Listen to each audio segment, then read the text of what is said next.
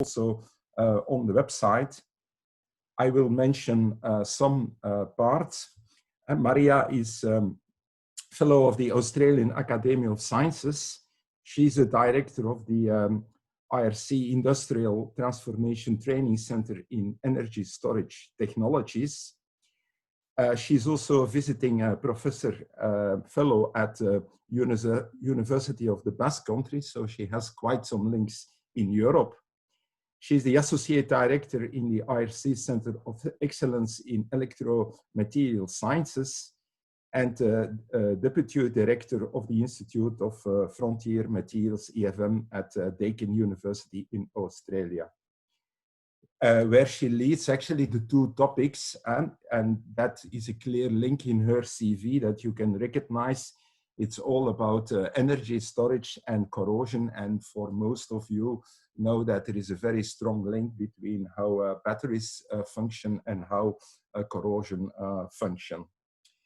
She has an impressive list of papers, 550 journals, and more important, I think she's over 20,000 citations. I don't think that many people in our community can have this record.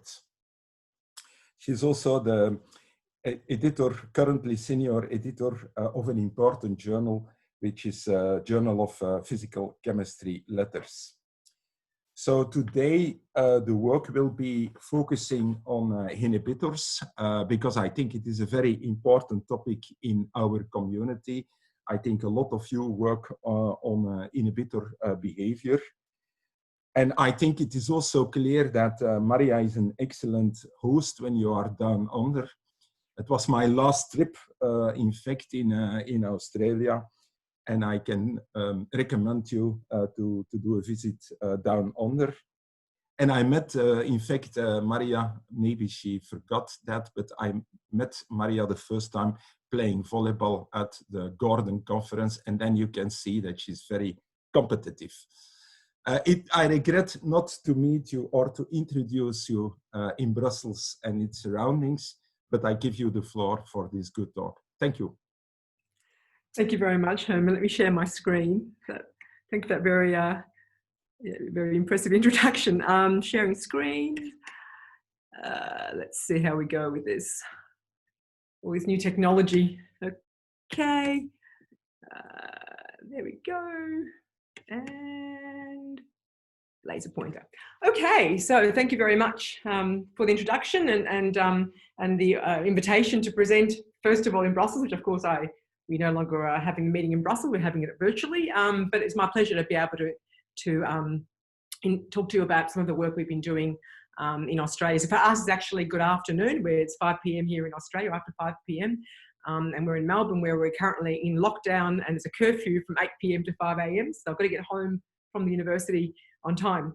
So before I start talking about the science, I want to introduce and give my acknowledgement to the workers and my collaborators who really contributed to the work I've been talking about today. These are many from many different parts of Australia and the world, including our chair from Bria University in Brussels. So the work I'll be discussing today will be covering much of the work that these students and postdocs and also Dr. Anthony Summers, my younger collaborator, has been doing. And as Herman said, I'm also a polymath, and we work also with Technalia in the Basque Country. So, okay, just figure out why this is not working. Right. So this is Eurocorr, so I don't have to tell you much about the fact that the impact of corrosion on infrastructure and also the importance of finding protective methods for protecting against corrosion. But in addition to the abiotic corrosion we're all used to discussing here in the presence of air and water and chloride ions, for example, another insipid form of corrosion, microbial or microbiologically influenced corrosion, is also very, very important. And this is much more detrimental, often causing damage in a very, very short time frame.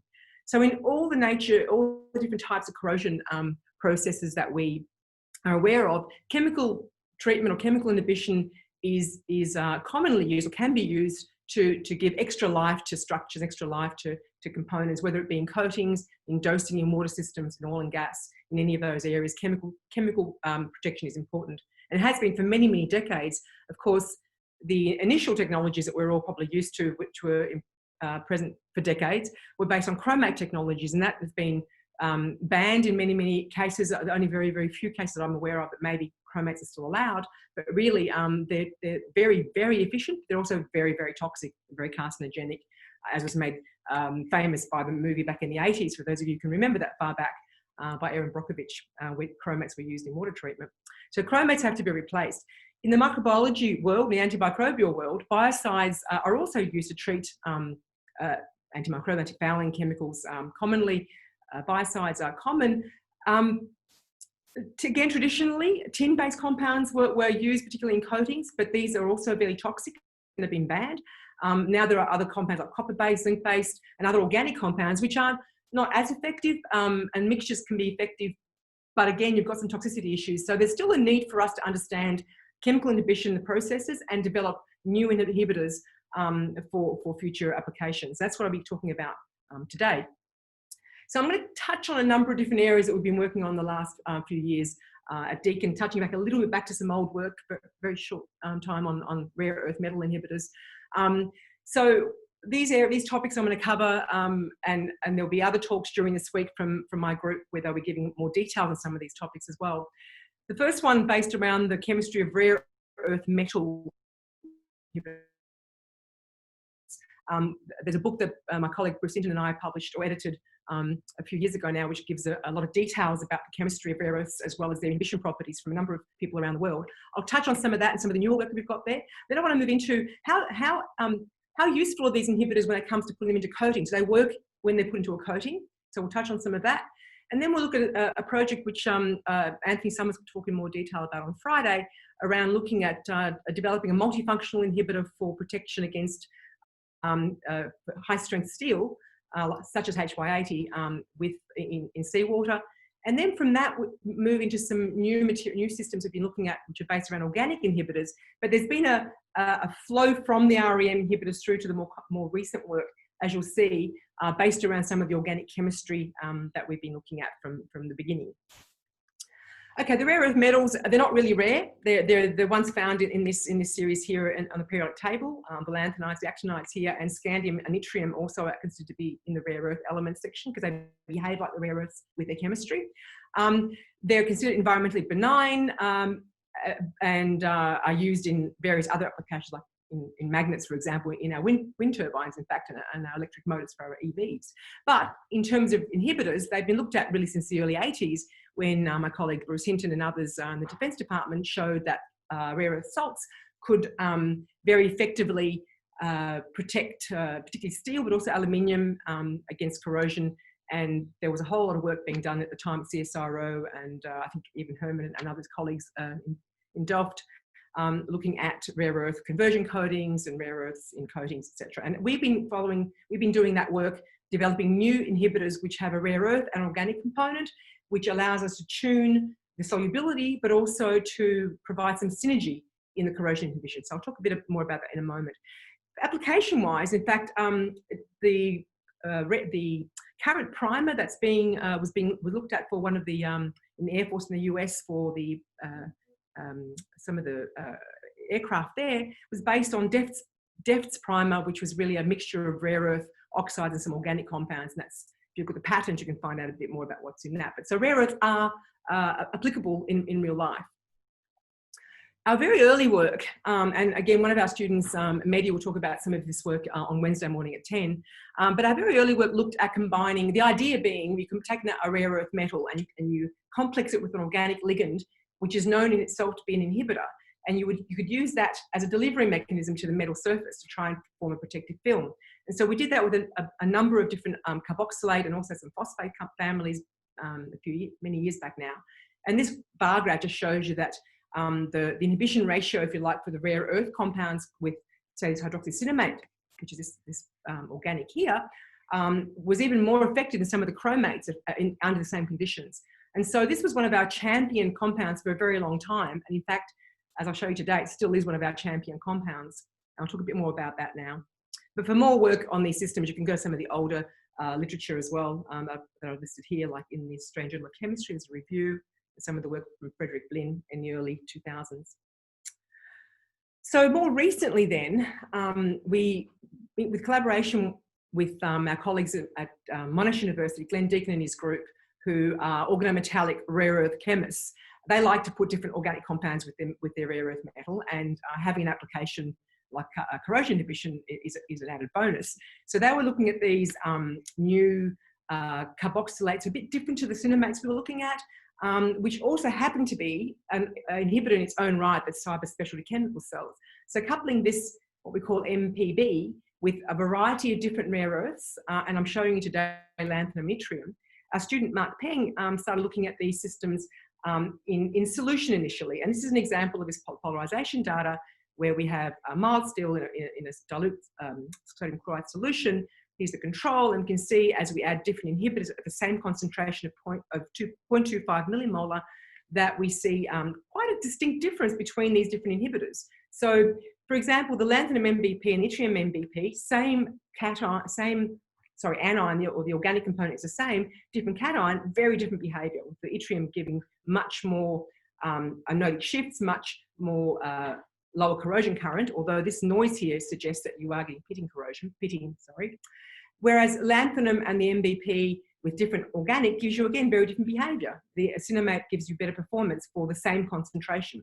So we're still actually trying to understand this behaviour. Why is there a difference when we couple one rare earth with one organic, or a given rare earth with different organics? Why do we see this difference? We believe it's due to the speciation that's in solution, but we still have a long way to go to fully understand this behaviour. And these slides here for 24 hours reflect what the polarization curves reflect, which is after 24 hours, this is almost a purely pristine surface. Now, if you leave it in for longer, you do actually start to see some pitting.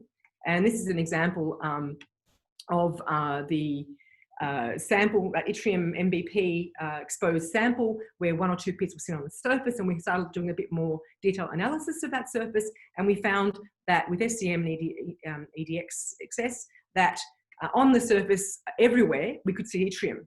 But as well as that, we could see these deposits which had yttrium and iron and an organic as well, but these were more dominating with yttrium.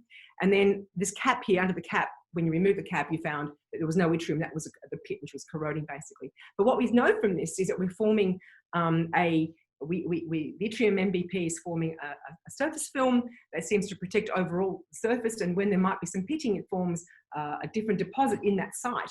And so our schematic mechanism, and it's just a schematic, and we're still trying to understand exactly how this mechanism works, is that, again, we're complexing. Well, the rare earth with the carboxylate comes to the surface. The carboxylate can complex to the underlying iron or iron oxide.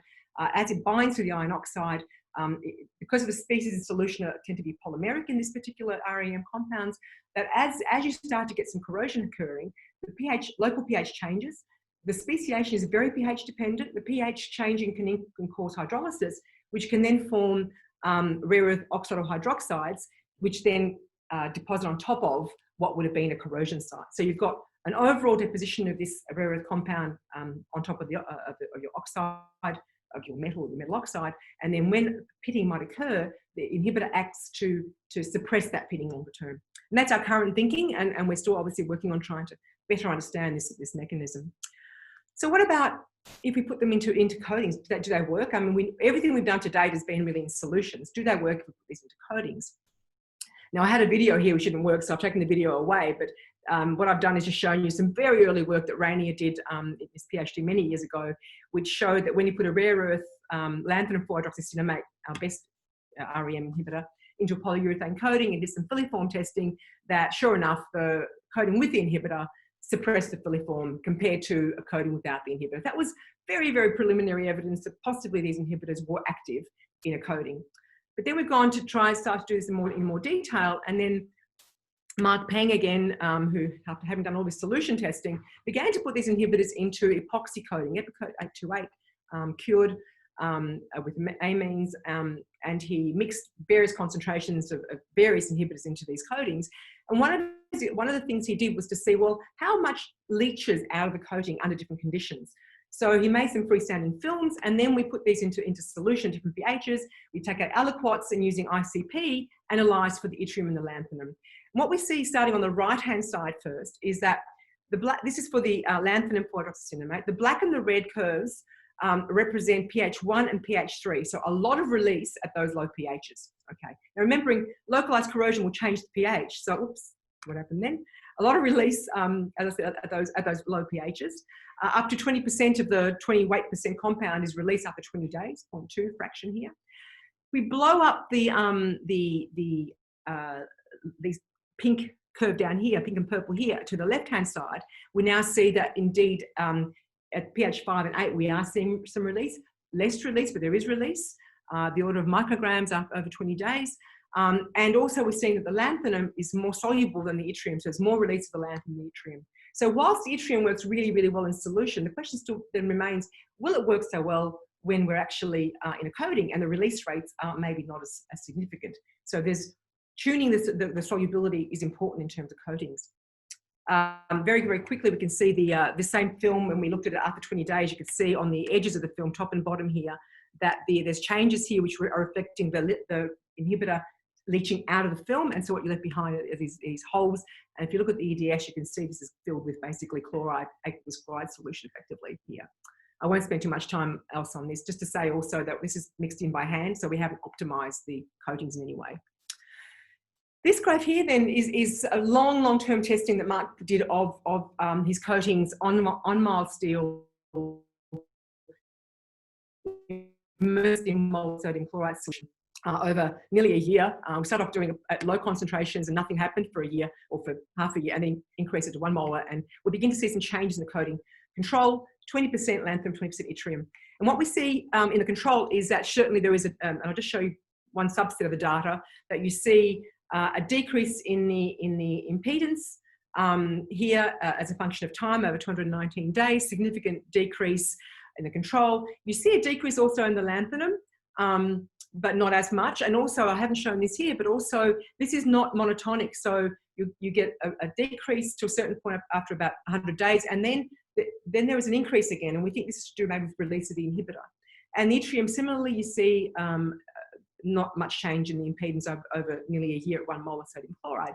When you pull the coatings off the steel and you look at the underlying surface, you find that the control has a large amount of pitting under the coating, as can be seen both from the optical but also more detail from the SEM, whereas the lanthanum and the yttrium containing ones had much fewer defect sites, if you like, under the coating.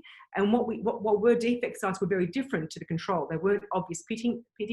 And you can see that there is this cap here which has contains some inhibitor in this area here. So again, there's more detail coming out from Mark is preparing his manuscript as we speak, but this is a good sign. The inhibitor can be put into a coating and can protect the underlying metal in aqueous chloride solutions. What about some of the work I've been doing in the Basque Country with my colleagues in Technalia? They wanted to be able to make the thin sol gel films, almost like conversion coatings, and incorporate the lanthanum or an inhibitor into these sol gel coatings. And we picked the lanthanum hydroxycinnamate because it's our best inhibitor, really, both in terms of solubility and protection.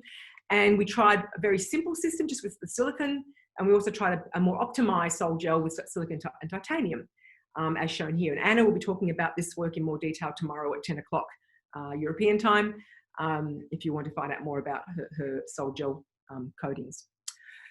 So just some of the preliminary results, some of the snapshot of her results in these systems. So she incorporated different composition, different fractions of lanthanum hydroxycinnamate. In this case, we dissolved the inhibitor into the sol gel solution formulation, as opposed to just mixing it in like we did in the epoxy. And then of course it will precipitate out to some extent as the sol gel cures.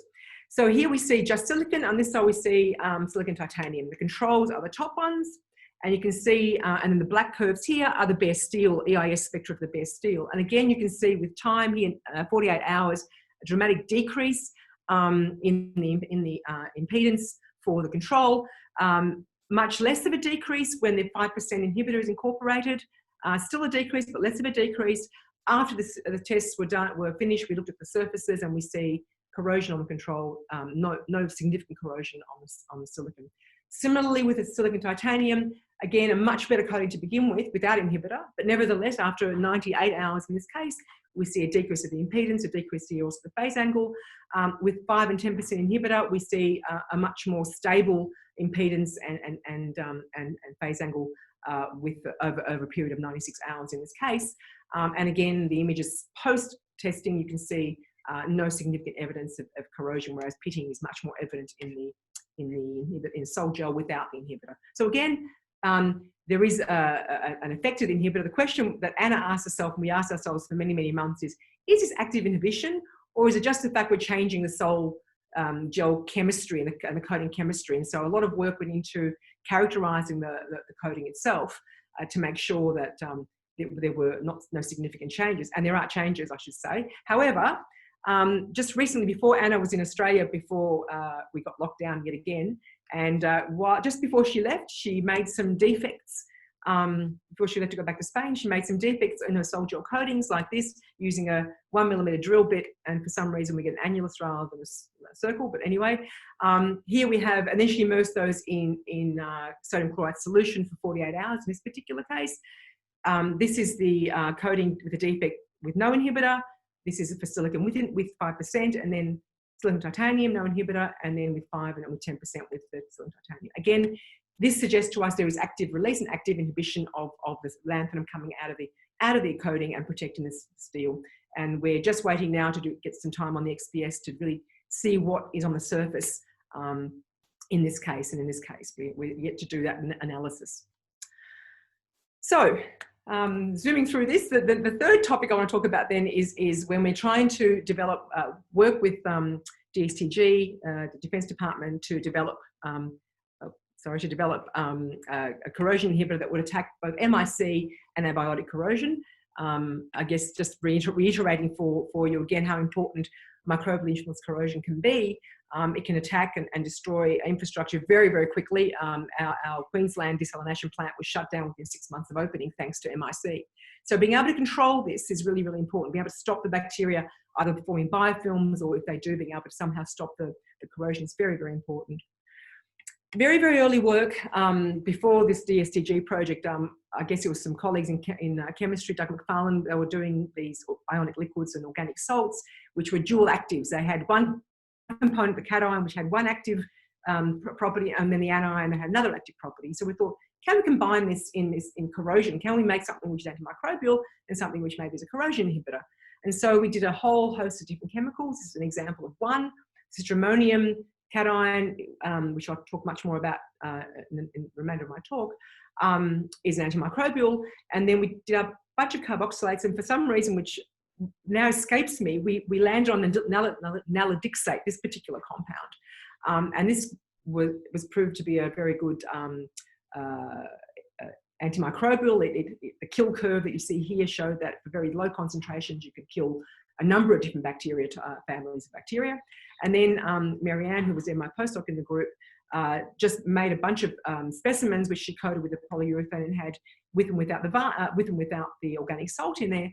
And what we saw was the control within the different bacteria had biofilms and corrosion, whereas without with this compound here, we were able to show that we didn't get a biofilm and didn't get corrosion with a number of different bacteria families. So that was promising. Then we left that for quite some time until this defence project came along. And this was basically my colleague and ex-student Wayne Neal and his colleagues at Defence Science Technology Group were looking at the next generation of frigates, next generation of submarines, which are going to use high-strength steels. And what coatings do we look at? What inhibitors might we consider in the bilges, etc. What can we do in this space? And so they came to us to see whether we can design some sort of system that might work more effectively than currently. So this is the steel that Rainier and Anthony together have been working on. Well, we did a number of different steels. This is the one I'll talk about today. It has low carbon, it's got nickel and chromium and molybdenum and manganese in it, which is not so important for my talk here, but anyway. So this graph shows you a comparison of the biomicrobial work, if you like, of some compounds, and the corrosion performance of some of these compounds and mixtures of these compounds. The thinking was we can use lanthanum 4-hydroxycinnamate as the strong corrosion active component, and then we can add an antimicrobial, and maybe together will give us a synergy. So we looked at a number of different organics. We picked the imidazolium thinking it would be a good, imidazolinium thinking it would be a good antimicrobial, but in fact it was not, as this blue line here. Combining this with the lanthanum gave you a slightly better antimicrobial. To our surprise and also probably delight in some ways, the lanthanum by itself has some antimicrobial properties against, now this particular group of microbes comes from the port where the ships dock, Port Silt. So it's a consortium of bacteria, not just one bacteria, it's a consortium of bacteria that's known to be a problem in some of the DST work. And so in this case, the lanthanum was working, and the citramonium also was incredibly powerful in this case, and the lanthanum did not destroy that just too much, if you like, the power of that antimicrobial property was still retained. On the other hand, when we looked at the abiotic corrosion, so now we took high-strength steel, we used artificial seawater, and we immersed coupons and looked at profilometry and weight loss to look at, particularly profilometry, to look at the corrosion, as well as polarization data, which is what this comes from actually, sorry. So this was a bit of a shock in a way, because our citramone nalodixate, which worked quite nicely in the case of mild steel in normal dilute solutions as an inhibitor, here is actually more corrosive than the control. Similarly, the imidazolium is also as corrosive as a control. So these organics in these conditions on this steel don't work. So that was a bit of a disappointment. But when we combined the imidazolium compound with the same anion, but imidazolinium, sorry, cation and lanthanum cation, we're seeing actually some synergy. We're getting better corrosion protection in that mixture. On the other hand, when we change, we have two different anions, nalodixate and the hydroxycinnamate, again, the combination gave us worse performance. And so we thought, well, okay, so we certainly can't use this combination here, the pink one, and we can't use this combination, the blue one, because this one gives us antimicrobials but no corrosion protection. This one gives us corrosion protection but no antimicrobial. So let's design different compounds. So then we thought, well, maybe there's something about having the same anion. And so we then went to design this compound here. So the citramonium, again, for the antimicrobial, the 4-hydroxycinnamate for the corrosion protection. So, and we saw from before, by mixing the same organic salt with the same anion gave us some synergy. So will this be the case again with this particular mixture with the lanthanum? So on this side again, though, we had to check to see do we still retain our antimicrobial properties, and sure enough, against Port Silt, that's the purple dashed line here. In fact, it's even stronger as an antimicrobial than the citramonium nalodixate at low concentrations. And against these individual bacteria that I've got here, there's a whole bunch of bacteria. We've got Shigella, E. coli, Proteus mirabilis, and this one, Pseudomonas. Different degrees of effectiveness depending on the bacteria, but certainly for the consortium, incredibly effective. So that was positive. So then we thought, let's have a look at the corrosion properties. Right, so here we are again. We've got from the polarization curves here on the right, we can see a couple of things. First of all, we see very clearly that the combination of these two inhibitors, citramonium 4-hydroxy and the lanthanum 4-hydroxycinnamates, shift the polarization curve to much more analytic values, and we seem to have a bigger passivation range and a higher pitting potential over, I can't look, sorry. Just move this out of the way. Pitting potential over here. The citramonium, again, is not working under these conditions for high-strength steel in artificial seawater. And the lanthanum by itself is working reasonably well, and probably the best I-core. So by itself, this is not very useful as a corrosion inhibitor. Combined, we're seeing a little bit of synergy at low times and much the same corrosion performance at longer times. So we thought this group of combination inhibitors would be worthwhile. Now, we stopped there at this point because now the next stage is to actually put these into a coating and see if they will release from the coating in a way that will offer protection against abiotic and microbial corrosion. So that's ongoing research that we would like to continue. Okay, so you think, well, after this, you think, well, you'd give up on this organic salt as an inhibitor in its own right, but we had some early work that suggested actually that this salt on mild steel is not too bad. So we stepped back a little bit, and now we want to look at these so-called dual functional organic salts and see how they behave with mild steel, and how if we can modify the structure of the anion somewhat and the cation to improve the performance, trying to understand that combination. So this is again, we step back to try and understand what citramonium compounds do, and we are now looking back at milder conditions, not artificial seawater, but milder conditions of sodium chloride and mild steel rather than high strength steel.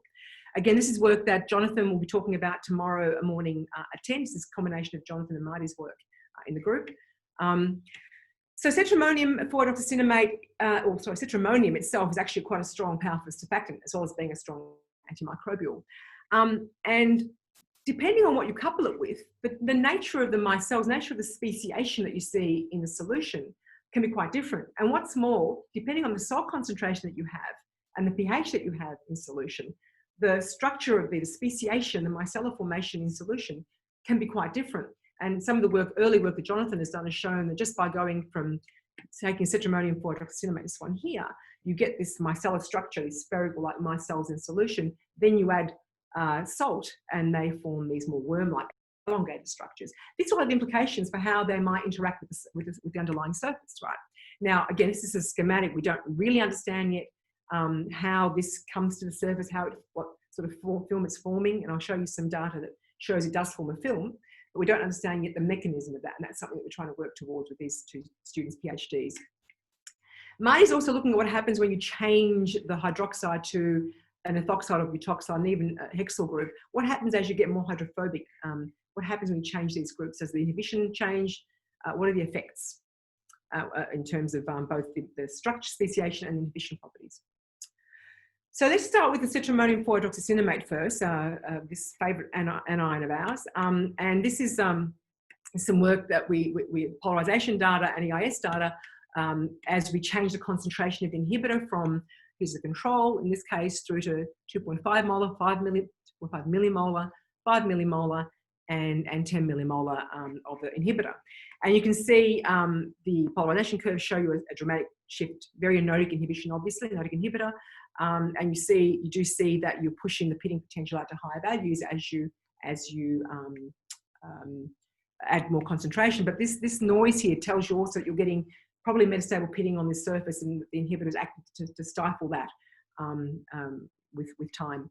So here you can see the surfaces after the polarization, and you can see that yes, pitting does definitely occur in these systems, which is not a good thing, of course. But with 10 millimolar, you just saw some more signs of this, like coloration, which suggests that there is a film on the surface. And the EIS spectra also support that. After 24 hours, you see a higher impedance and a more sort of capacitive phase angle in these systems. So definitely an inhibitor worth pursuing in mild steel under different chloride conditions. So we're continuing to pursue this particular compound, this particular family of compounds really. But if we stick again to citramonium 4-deoxycinnamate, what happens, so if we go back to this surface, this particular sample here, what happens when we expose the surface to different times? Using XPS analysis, we can see what is on the surface. And what we see very clearly here is the control. You see the iron oxide, and the oxygen spectra shows the iron oxide here too. 15 minutes immersion in the inhibitor, and you start to see the nitrogen from the amino group. You start to see the oxygens from the carboxylate group. You still see the iron oxide and elemental iron here as well. 45 minutes, you start to see less of the iron. Still the amine is still there, the oxide is still there. By 2 hours, you seem to have completely suppressed any evidence of the iron, which, and all we see now is the inhibitor in both these cases at 2 hour mark. But then after 24 hours, the iron pops up again. And so we don't quite understand this process unless we're finding after 24 hours that we're getting some corrosion happening, and hence the Fe begins to reappear. But certainly this shows us clearly that there is a film on the surface of the steel in the exposure to 10 millimolar of citramonium compound. The SEM analysis also, again, of this area here shows that you've got this coverage, which almost looks like fully formed corrosion. If you look at this EDS spectrum for chloride, you see like these tails almost here, and at the heads here, you're seeing a lot of chloride. So again, we think that we're seeing a coverage of the surface, and then a pit can occur, and under that pit, then you start to get fully formed corrosion occurring underneath that coating. So again, much to understand in this system. So very briefly, this is really quite new work from Marty, when he starts to add these different R groups on this carboxylate. We see that with the ethoxy, what I'd try to highlight over here is that even with 10 millimolar of this compound in water and chloride solution, you can actually you can pull out fibrils almost. And these fibrils are self-assemblies of these compounds, basically. The micelles can form these worm-like entangled structures that form these fibrils. The problem with this is that as we increase the R group, solubility goes down, and that does become a problem.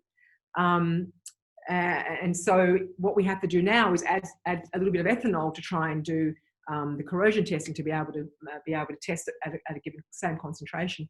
So here we've got the control with and without ethanol. Here's your cetramonium hydroxycinnamate. The addition of the OR group significantly improves the corrosion inhibition. If anything, it's decreased the pitting. It's pushed the perseveration here and the pitting potential here. So, and we know from the surface, again, we see that after 24 hours, an almost pristine surface in terms of, you still see the scratch marks, but you do see these deposits on the surface, and these small deposits, sparsely distributed on the surface, contain nitrogen. So we think this is, like we saw with Jonathan's samples, that we're seeing some inhibitor depositing on the surface here, but different to what we were seeing with the hydroxycinnamate. This is very early work and there's more to be done, and so I guess stay tuned for next time with this when Jonathan finishes his PhD, when Marty finishes his PhD. Finally, the butoxy group, we cannot dissolve any of it in pH 7. We can dissolve 0.1 millimolar in pH 2 and pH 1. But what was amazing in this system was that under acidic conditions, the control sample bubble hydrogen has evolved very, very, very dramatically. The whole surface is etched after 24 hours. The surface with 0.1 millimolar of this inhibitor is pristine. There's no evidence of any hydrogen evolution, and you can see from the polarization curve that there's definitely inhibition of both the anodic and the cathodic reactions with this inhibitor. As I said, still very early on, but there is some very interesting behavior as subtle changes in the chemistry is creating some very different behavior in these inhibitors. I'm going to run out of time, so I'm going to very quickly just talk about the polymerizable organic inhibitors that we started working on. In my time at Polymat, the Polymat have a great polymer group, obviously, Dalis Messereas, and Esther was a student there, and she was interested in trying to do some corrosion work with the polymer chemistry. So now what we've done is taken the same inhibitor and family of inhibitors with different R groups, and we've coupled it to a cation that's polymerizable. And we've done a number of different types of polymerizable cations. One of the best ones that we found is this amino acrylate compound. So what she then does is put that into a commercial, from Arkema, commercial acrylate, UV cured acrylate coating, and 20% or so, and we UV cure it, and we see what the effects are for corrosion protection. But before we did that, we looked at what they were like as monomers. So here we have this same cation, polymerizable cation, with the OH, butoxy, in this case, hexoxy group on the coumarate here. And the electrochemistry showed us, again, the cation has a big influence on the corrosion properties, inhibition properties. In this particular case, coupled with this particular cation, we're getting a lot of noise, a lot of pitting, which is evident here. Same inhibitor, OH, hydroxy, but a lot more pitting evident. By the time we get to the hexoxy, we're seeing a much more clean, pristine surface, which is evidenced also by the EIS spectra. We see the high impedance and the high phase angle. And I think I'll finish off, even though I've got a few more slides, I'll finish off on this next slide. By incorporating this compound into this UV cured polymer and then coating it onto a steel substrate and doing EIS measurements and immersion measurements, what she found, to cut a long story short, what she found was that the group with the hexyl R group gave the best performance in terms of corrosion protection. The hydroxy gave really bad performance, and we think it actually just pools in the water and actually causes more corrosion. And I guess given the time, and I want to finish on time, I'm going to go straight to my, my conclusion slide, this one, my summary slide. I've shown you a number of different types of chemical inhibitors and mixtures thereof. And I've shown you how important the anion-cation combinations can be, and the combinations of different compounds can be in solution and also in coatings. The mechanistic work is still ongoing. We're still trying to understand these systems. A lot of years of research ahead of us, I think. So with that, I want to thank my whole group at Deakin, plus the various collaborators, and thank you also for listening. I think I need to, can you hear me? Thank you, Maria, for this inspiring talk where clearly there are a lot of mechanisms behind. I think it was a very nice overview for the inhibitors. I think that Willy is now taking over, I think. Well, actually, also from my side, thank you very much for this interesting talk. I think we have some time. We are very good in time. There are some three questions in the Q&A, very long contributions, more or less. So I think we can at least answer one. Or what do you think, Herman? For me, it's fine. But sorry, I didn't prepare that because I thought that there were no. Okay, let's start. I take the one from Jörg Vogelsang. A very interesting presentation. It is realistic cost-wise to use 5 and 15% content of REM containing inhibitors and coatings. Have you also investigated the influence of these inhibitors on the mechanical properties of the films, adhesion, wet adhesion, scratch resistance, chemical resistance? Cost-wise, that is a good point, because rare earths, when we first started this research, rare earths were not used as much as they're used now, and there is a problem there with cost. I accept that. In terms of performance, but having said that, we have a group also in my team working on recycling of rare earths. So if we can get a way to recycle the rare earths, then we can bring the cost down. And that's what's happening at the moment in different part of the team here at Deakin. But in terms of the performance, it improves adhesion. It actually has a positive effect on adhesion. In the sol gel case, especially, it also improves the condensation of the sol gel actually, and improves the performance of that coating in the sol gel coating, which I think Anna might talk about tomorrow. But yeah, so we haven't seen any detrimental effects of incorporating the inhibitor. In terms of amount of inhibitor, I guess we've gone for these big numbers, 5%, 5-10%. 5% is not unrealistic, and that certainly works well in the sol gel. So yeah, in answer to your question about cost, I accept that at the moment that is an issue, but as we learn how to recycle the rare earths more from rare earth magnets, etc., then that hopefully will be less of an issue in the future. Okay, fine.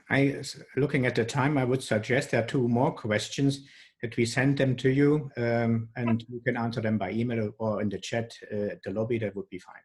Okay, so final words, sir. Okay, thank you, Maria, again.